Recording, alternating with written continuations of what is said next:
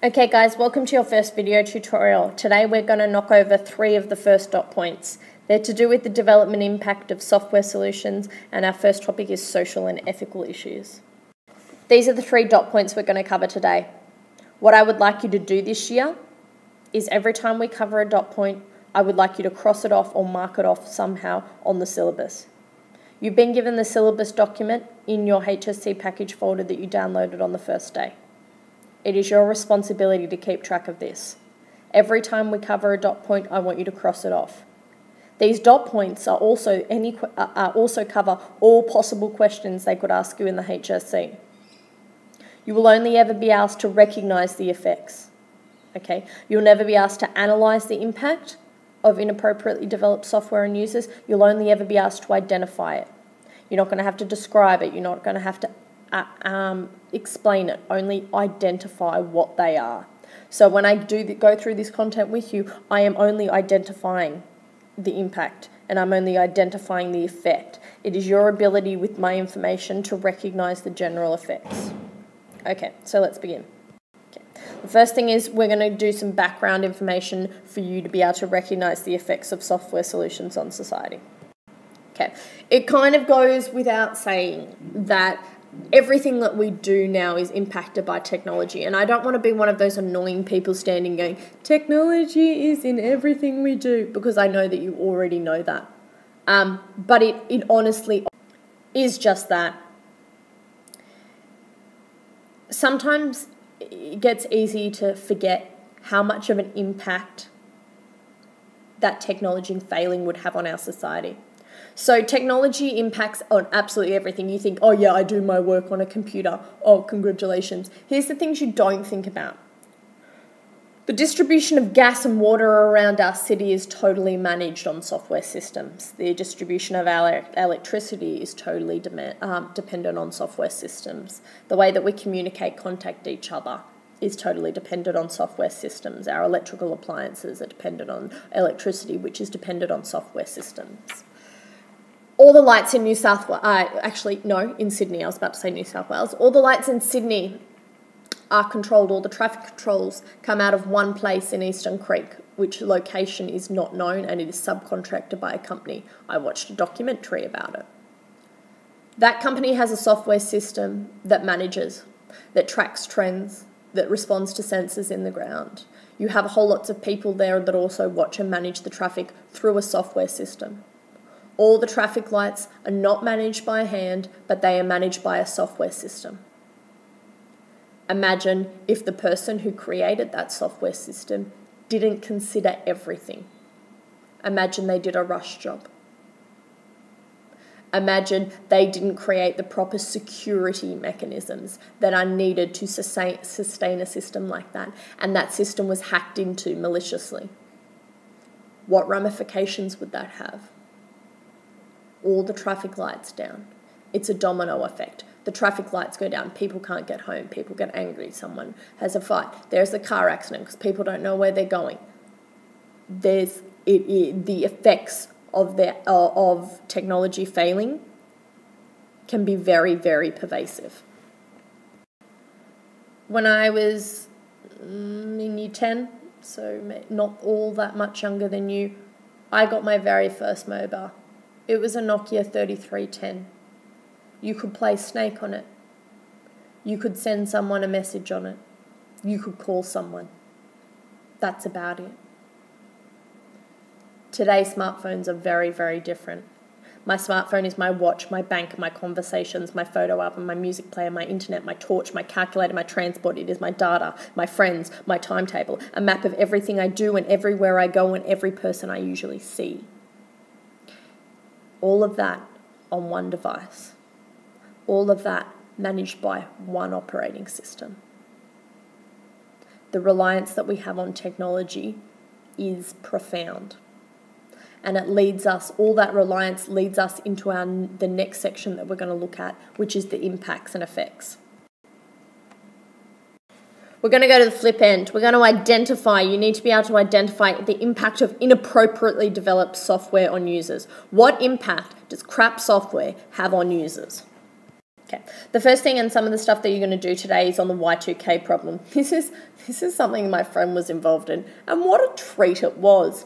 So in the 1960s and the 1970s, people didn't really understand the way that technology was going to expand, and storage was expensive. If you Google storage of like in the 1960s and the 1970s, 128 meg thing of RAM was about the size of half an aeroplane. Like, that doesn't even make sense to us. We can't even fathom that, but it was. It was expensive, and methods were used to kind of reduce the amount of data that needed to be stored. Okay, because we didn't have much storage space, we wanted to store less data. Let's store the years as 2-digit numbers. What a great idea. When the year 2000 was coming up then, all the years for whole lots of software systems still in place were only stored in 2 digits. People thought the world was going to end. Banks would fail. Then there would be an absolute meltdown. It's called the Y2K problem. When the year 2000 came around, what they thought was going to happen, because only 2 digits were stored, they thought 00 was going to, the software systems would revert back and think it was 1990.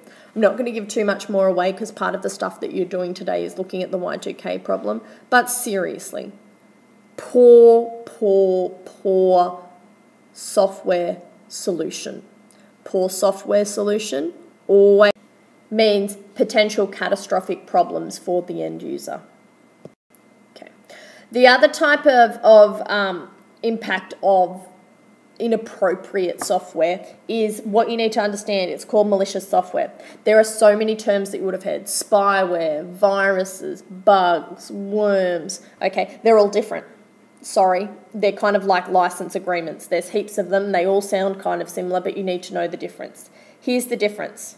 Okay, malware is the general umbrella term for anything crap. Viruses. A virus is literally like a bacterial, like a biotic virus. It duplicates itself. It performs something malicious, processes it, passes it on via email, via message, anything like that. That's how a virus, you know, when you download those 14 PowerPoints and chain emails and that crap, that's usually a virus. My description: pick it up, pass it on. That's how to remember viruses. Viruses are defined as the ones that duplicate themselves. Worms, on the other hand, a worm is something that it's a type of malware. Unlike a virus, it doesn't duplicate itself, but once it is on your system, it works by slowing everything down by taking using most of the system resources. I remember it like slow and steady wins the race. So viruses, pick it up, pass it on. Worms, slow and steady win the race. Slow down your computer system by using all of its resources. Both of these two things are intended malware. They are intended to produce uninvited or unwanting circumstances. The other two are Trojan horses and spyware. Trojan horses are called that just because, if you know anything about history, it's about Troy. Troy and the Trojan horse. The giant horse that comes into the city and it looks like a gift. Next minute, giant people jump out, not giant people, normal-sized people jump out of it with giant weapons and kill everyone. Seems legit, is shit. That is software that is masquerading as legitimate software. Okay, when it runs, it performs the malicious task. It usually is focused. Trojan horses are usually focused on deleting or corrupting files, some kind of like death. Hence why they were called Trojan horses. It's often used to install also when you, if you get a Trojan horse on your system, it is also used to install other malware that usually allows remote access. That's the other point of Trojan horses. Spyware is just literally, as the name suggests, aims to obtain personal information, capture web browsing habits, read emails, monitor keystrokes, obtain password. It has the intention of identity fraud. It's trying to get your details. So I remember it like, hide your kids, hide your wife. Yeah, I laughed for 10 minutes on that one. Okay, so we've done recognizing the effect. We've done identifying the impact of inappropriately developed software on users. Now we need to identify the effect of the inappropriate use of software. So not bad software, not software that has been inappropriately developed, like the Y2K problem, or like bugs, but How can inappropriate use of good software affect society and individuals? Okay, well, obviously the first thing that we're going to have to talk about is social networking. I'm not going to sit here like we're in Year 10 PE and talk to you about social networking and how to maintain your privacy online, because I know that you know how to do that. I am going to give you some pointers, though. The official definition, in case you get asked in a test, a social network is a dedicated website or application that enables a user to communicate with each other by posting information, comments, messages, and images. Enjoy that definition. Okay, here's the things that you need to know. These are usually self-explanatory, but here are the issues with social networking. Okay, the potential effect of the inappropriate use of social networks are people sharing private and personal information. Private and personal information should never be shared on a social network. Okay, that is inappropriate use of software. Okay, cannot use social networks to share private and personal information. Sharing of private and personal information usually leads to identity theft. Okay, on social network systems, people also stalk. People also use them to online bully. Okay, these are the disadvantages. These are the inappropriate uses of social networks. Okay, and they affect individuals, obviously, and they also affect society, and you can expand on those. Okay. The other term that obviously comes into it is cyber safety. So with technology comes a social responsibility to manage its use. Okay, so we can't just say, oh, there is software systems that are good, but people might use them wrong. We need to educate people on how to use them right in order to minimise the risk of dangers associated with them. Okay, so governments have a social responsibility to do just that, and we do as community members have a social responsibility to be educated and to educate others on the appropriate use of this software. Okay, cyber safety includes an education on the following things. Usually, it usually tells you about, and it's usually being aware of potential issues. You go to a website, you buy something online. That seems legit. Okay, but you have to be aware online. One of the things that, one of the ways you can be inappropriately used is to scam your details. So with online purchasing, you must make sure you're going to reputable online traders. Always check for HTTPS, which means it's going through SSL. The other thing is that your identity can easily be stolen online if you're not careful and protective of the information that you share. If your profiles are private. Okay, if you share and tweet where you are. All images have metadata, and I'm going to talk to you about metadata, and you're going to be doing an activity of it. Where sufficient information about you can be used to gain financial credit in your name usually tends to be what that's about. Here's a big one that you guys don't appreciate or maybe understand fully yet, and that's your digital footprint. Everything you do online, guys, creates a digital footprint of you. People are able to track you, are able to know what you're doing. Now, as a teenager, that might not seem like it's all that big a deal. My friend went for a job interview and they were sitting across the table and they saw the folder that had all the relevant information stuff. It had printouts from his Facebook. Why did it have printouts of my friend's Facebook if this guy wasn't even friends with them? Because it was public. If it's public information, people can get to it. You have to be very careful of the way you post things online. Not a big deal for a teenager, giant deal for a 27-year-old guy trying to get a job. The last one that I want to tell you about, and it's a little it's a little bit hard to kind of do it here, is location-based services and things that store locations. I'm not going to talk to you about it because I know you probably appreciate it, but Google are very, very aggressive in the way that they do this. Next lesson, I'm going to take you some screenshots. I have an Android. I buy into what I call the Google ecosystem.